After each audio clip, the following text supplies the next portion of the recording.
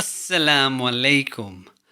Last year I got a YouTube strike and I nearly got banned. What happened was I made a Bryan Adams cover of his famous track called Heaven, and I made a Muslim version where we don't have any instruments and it was about Allah and everything. The video was up for quite a while, for maybe 6 months or so. Generally, my channel was it was doing it was doing well. I wouldn't say it was blowing up or anything, but it was videos were gradually getting more and more views. I was gradually getting more and more subscribers. Things were progressing really well. So, as you can imagine, to then get a strike on my channel unexpectedly, 6 months or so later, maybe it was less than 6 months, I can't remember, but it was around roughly that kind of time frame. It was kind of like real and utter complete shock.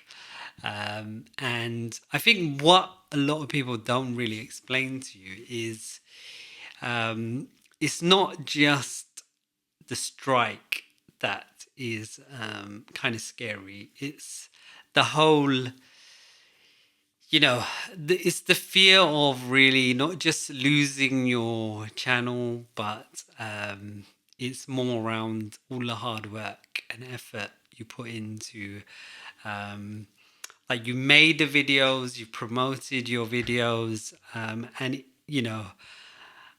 I'd been around more than a couple of years, I think.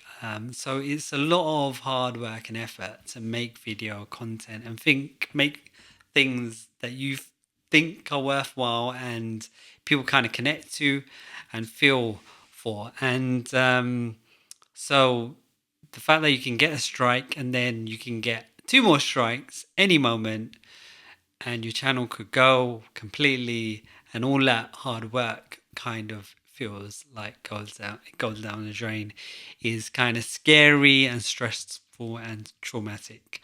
So I think that was what was kind of really scary, and there's that. And the other thing that people don't tell you is actually if you're doing well, and I think I was kind of doing well in my channel.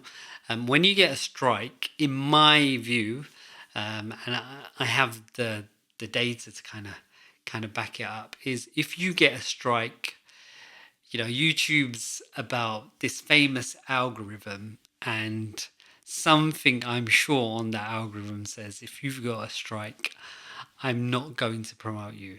And that's what I noticed. What I noticed was, I was gradually getting more and more views, gradually getting more and more subscribers. And as soon as I got that strike, things I wouldn't say went downhill, but I started noticing a trend of getting less views and less subscribers and losing more subscribers than I imagine and I can believe. So the strike hits you more than you can actually believe. So yeah, it's been a year now. I think I've turned a bit of a corner, and I think I've kind of learnt quite a lot from that. And also, thank you to people that have subscribed to me and people that have commented on that video. They've kind of made me realize quite a lot. So, yeah, it was an experience. It was emotional, and yeah, I want to kind of share some top 5 tips of what I would recommend to do if you get a strike and how to avoid getting banned from YouTube. I think some of this stuff no one's ever mentioned. So yeah, brace yourself because I think it's quite helpful and it helps me. Number 1 tip is don't panic. I did panic. And if you do panic, that's okay. But what I would say is Try not to take any really immediate action without kind of thinking it through. Take a bit of time before you do anything kind of hasty. The most common action people take, which is, probably a mistake, to be honest with you, is deleting the video that has got the strike. And it's important for me to kind of distinguish the YouTube strike here. There are two types of strikes you can get. You can get a community strike. So that could be some content that kind of goes against YouTube's policies. You could be talking about something controversial, political that they don't like, or they think you've been doing something, I guess, some hateful speech, or something that isn't appropriate, age-related kind of thing that shouldn't be on their channel, for example. Or it could be a copyright strike, which I received. Now, a community strike you can get a warning before you get a proper full-on strike. So it's kind of like that first initial time you can get a warning and you don't actually get a strike. Now, with a copyright strike, there is no warning. You get an immediate strike, which is effective to you, and potentially your channel can go if you get 2 more strikes. And those strikes last for 90 days and they disappear. And that's the thing that YouTube doesn't make clear to you. Other people might say it's clear to them, but it wasn't completely clear to me. And the other thing I did which I didn't realize I was doing, must have been an accident on my part, is I accidentally appealed the strike, and I thought if that got rejected, then that means I'm going to get 2 strikes. Which isn't true, actually. So I'd say, take your time. Don't make any immediate rash judgments. Look through what the actual, the reason for the strike, and read the guidelines. Step number 2 is look at your strike, and I would recommend appealing it. I would recommend countering it. Like I said to you, you got nothing to really lose here. I guess on my end, there wasn't really too much hope, because as I've learned from comments, I'm not the only one that's been striked by Bryan Adams. Looks like lots of other people have been hit by Mr. Adams. And I don't think anyone's really won the appeal. But there are many stories of people actually winning the appeal. Now, how you can win the appeal, I've seen quite a few videos, is some people have mentioned it's a reaction video, and some people have mentioned it's a commentary video around something, so some copyright infringement, for example, and they have actually kind of been the strike's been taken away. You can actually also go directly to the source. You can Google that particular company or whoever has given you the strike. On my side, I think it was something about Web Sheriff or something like that that banned me, and I tried to reach out and I tried to appeal what happened to me, but nothing happened. But there's plenty of people that have appealed and they have won, so I'd recommend doing that. Bryan Adams, if it's Bryan Adams, probably you won't probably win, but in other situations people have won, and believe it or not, people have actually got shared monetization as well. So that's there's no harm appealing, and that's why I'd say to do appeal and reach out. If it's a community strike, again, there's a lot of examples of where people have been given a strike for maybe posting something about some particular influencer that they shouldn't be, or YouTube doesn't believe they should be, or some political message or something, and people have appealed it and they have actually got their strike taken away.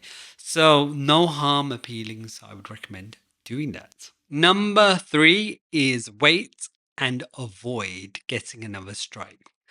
What I mean by that is you want to avoid getting another strike within that 90-day period, right? Or worse still, getting 2 strikes. And that, if you're someone like me, right? Okay, the problem with someone like me and many other YouTubers out there is that we have commercial content on our channel. So we are at risk of getting a strike, yeah, whether we like it or not. Unless you make completely, you might be a musician or a nasheed artist, and you might decide I'm going to make completely original tracks. So then the risk is low to not likely to get a strike in the future. But if you're going to do a cover, if you're going to do reaction videos or comment on other videos or commentary, whatever you want to call it, then you're at risk. And so what I did was I had Bryan Adams, other videos, Bryan Adams, because basically I was promoting my previous track. So I was using Bryan Adams, I was using images of Bryan Adams. So I decided that I would, lose views here and delete my other videos, which actually had lots of views, especially my shorts that had tons and tons of views. So I decided I would delete them because it was too risky. Too risky. Now, deleting it is important rather than just hiding it, because if it's okay to hide it. There's a likely, it might help, but the fact is, YouTube has content ID in place, and content ID is ultimately a computer program that scans the web for anything where it looks for copyright content. And even if you have your video private or hidden away, it will still be flagged up to the original owner, or whoever has the rights to a particular video or sound. So for me, I thought it's too much of a risk, so I deleted those videos. The other thing I did was I had so much copyright content. When I say copyright, I mean I did a lot of covers, and I had a lot of I guess commentary. I had top 10 charts. I decided that I didn't do it for all, but I decided to do a bit of research looking at what videos could likely get hit with a strike, and those other ones I hid them, right? But I took a calculated risk there. Whereas I'd say with Bryan Adams, I didn't take any risk because I knew he would strike me, and it's pretty common now, I guess, from my video and from a lot of people, that he is someone that will give you a strike. And I would say, that's something just to kind of protect yourself with. Once that 90-day period goes off, then I brought back a lot of those videos that were covers or had some copyright content. So again, calculated risk, but definitely in that 90-day period, I would recommend deleting any. So the person that gave you that copyright strike, or that company, anything related to that, I recommend deleting it. Number 4, back up your videos. Now, if you make lots and lots and lots of videos, right? The problem is there's only, I don't know how much you want to pay or what you want to do. It's very hard to kind of back up all your content on the web or on hard drives without paying or investing into it. But what you can do is, you've been given a warning. What you can do is you can download all your content and then upload all your content to another video site and make it private. So something like Dailymotion or Rumble, for example. So that's what I would say. Now, I'm sure a lot of people have worked on their YouTube channel for a long time, and they probably feel that if they did get banned or stripped on their channel, in that moment you might feel, I give up, right? But even if you're going to feel that way, back up the videos, because it's an emotion that you might feel, but you want to kind of protect yourself so that in the heat of the moment, you might feel, I give up, but maybe down the line, a year's time, 2 years time, you want those videos for whatever purpose. One is you decide, actually, I want to rebuild my career in some other platform, or I want to just keep those videos as a memory. I would say back up your videos, because you could get banned any moment, but especially if you've already got a strike, you could get banned. And if you want to come back, it gives you the opportunity to do that. Number 5, learn and adapt. So for me, the way I've learned is now I continue to do covers, but now what I try and do is I'm more careful with my covers, right? If I'm going to do a cover of an artist, I'm going to look into that artist and I'm going to see if that type of artist is going to give a strike, right?